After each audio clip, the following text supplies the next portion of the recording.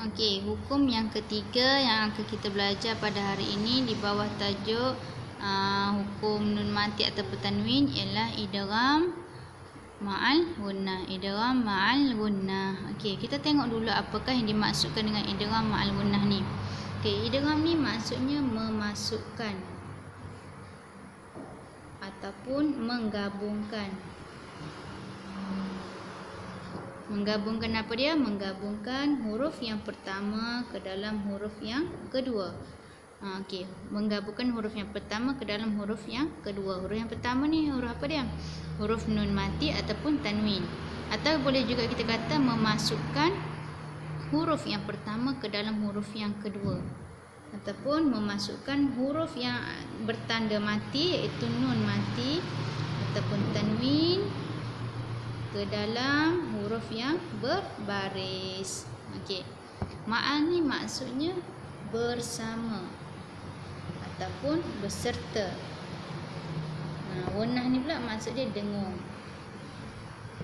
Jadi, idgham ma'al gunnah ni maksudnya memasukkan huruf yang pertama ke dalam huruf yang kedua beserta dengung ataupun menggabungkan huruf yang pertama ke dalam huruf yang kedua bersama dengung. Sambil-sambil kita dengung. Okey. Apakah huruf-huruf idgham ni? Huruf idgham ada berapa? Ada 4, iaitu huruf ya, waw, mim dan nun. Huruf ya, waw, mim dan nun. Okey. Cara baca dia pula, sekiranya huruf nun mati ataupun tanwin berjumpa dengan huruf ya, huruf waw ataupun huruf mim atau huruf nun, cara bacaannya mestilah dengung. Dengung berapa harakat? 2 harakat. Tak kisah mana-mana hukum, kalau dengung mesti 2 harakat.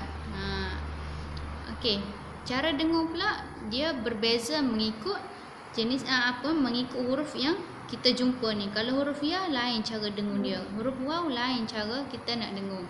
Sebab berbezanya dengung ni disebabkan berbezanya makhraj huruf yang huruf setiap huruf ni. Okey, kita tengok contoh dia. Okey, contoh yang saya dah tulis sini untuk setiap huruf. Okey, sebenarnya huruf nun mati ataupun tanwin ni okey, sorry. Untuk hukum idgham ma'al gunnah ni, hukum ni akan terjadi sekiranya huruf nun mati ataupun tanwin berjumpa dengan salah satu daripada huruf ni, ianya berlaku dalam 2 kalimah sahaja. Contoh macam ni lah, 2 kalimah. Man 1 kalimah, yasha 1 kalimah. Jadi 2 kalimah. Dia tak akan terjadi dalam 1 kalimah. Sekiranya huruf nun mati berjumpa dengan huruf ya dalam 1 kalimah, dia dah jadi nama lain, nama hukum lain. Okey, kita tengok contoh yang pertama untuk huruf ya. Okey, di sini saya bagi contoh huruf nun mati berjumpa dengan huruf ya. Okey, jadi saya dah kata mesti masukkan huruf nun, huruf yang pertama ke dalam huruf yang kedua. Huruf yang pertama ialah huruf nun. Kita masukkan dalam huruf ya, jadi kita kena jadikan ia huruf ya. Cara bacaannya may yasha'u. Kita masukkan huruf nun ke dalam huruf ya. Macam huruf nun ni tak jelas bunyi dia. Dia terus pergi kepada huruf ya. May ya. Tengah-tengah lidah kita mesti kena lelangit. Lepas tu bibir kita tu kita lebarkan sikit macam kita sebut ya. Macam tu. Okey, sebut lagi sekali. May yasha'u. Kita masukkan huruf nun ke dalam huruf ya sambil kita dengung. Okey. Kita tengok pula contoh yang kedua, itu huruf waw. Okey, di sini saya bagi contoh untuk huruf waw, saya bagi contoh tanwin berjumpa dengan huruf waw. Tanwin berjumpa dengan huruf waw. Jadi kalau tanwin, kita kena buat tanwin ni jadi baris satu. Kita buang satu baris supaya senang untuk kita masukkan ke dalam huruf waw. Untuk dengung ni, huruf waw ni kita mesti muncungkan mulut kita. Pastikan lidah kita tak kena lelangit. Okey. Cara baca dia waliyyin wala nasirin. Waliyyin wala nasirin. Okey, boleh. kita munculkan kedua-dua bibir kita. Okey, tengok contoh yang ketiga. Contoh yang ketiga sebelah sini, huruf nun mati berjumpa dengan huruf mim. Nun mati berjumpa dengan huruf mim. Yang ni senang lah kita nak buat. Yang ni terus tutup mulut. Rapatkan kedua bibir kita. Cara baca dia, nun pergi ke mim jadi huruf mim. Dia seolah-olah macam ni. Jadi macam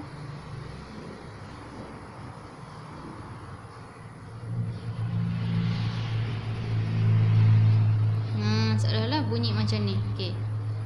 Cara baca dia mim mislihi, mim mislihi. Seolah-olah macam ni lah. Mimmi, mimmi.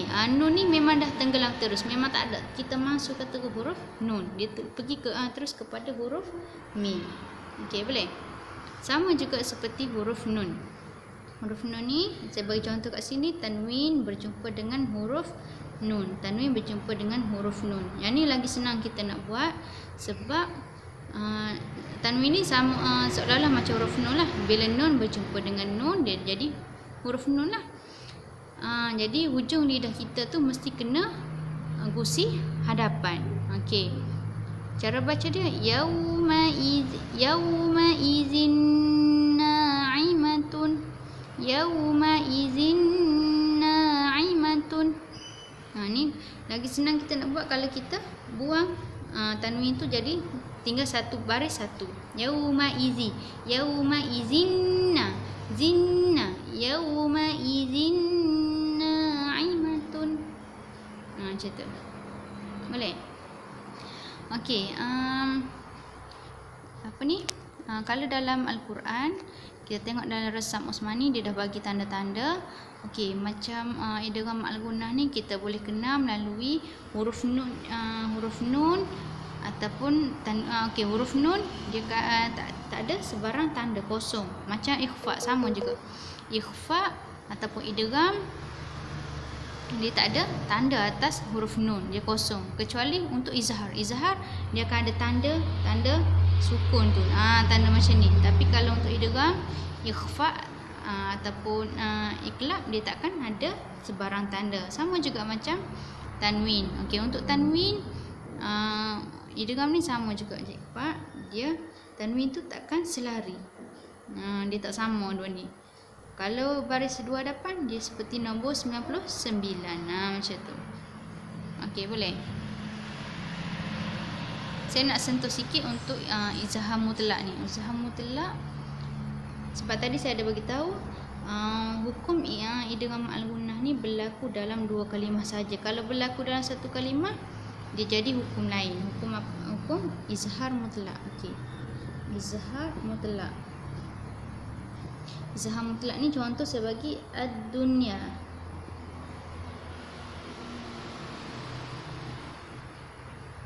Okey. Ni contohnya huruf nun mati berjumpa dengan huruf ya. Nun mati berjumpa huruf ya dalam satu kalimah, iaitu kalimah dunia. Dia untuk hukum izhar mutlak ni kita tak dengar dunya macam tu sebut dia ad-dunya, tidak kata ad-dunya. Ni sebab saya kata dia dah jadi hukum lain, iaitu izhar mutlak. Apa ni? Ada lagi contoh beberapa contoh perkataan lain yang mana huruf nun berjumpa dengan huruf ya ataupun huruf waw dalam Al-Quran. Yang tu kita kena ambil perhatian lah. Supaya kita tidak tertukar dengan hukum idgham ma'al gunnah. Okey.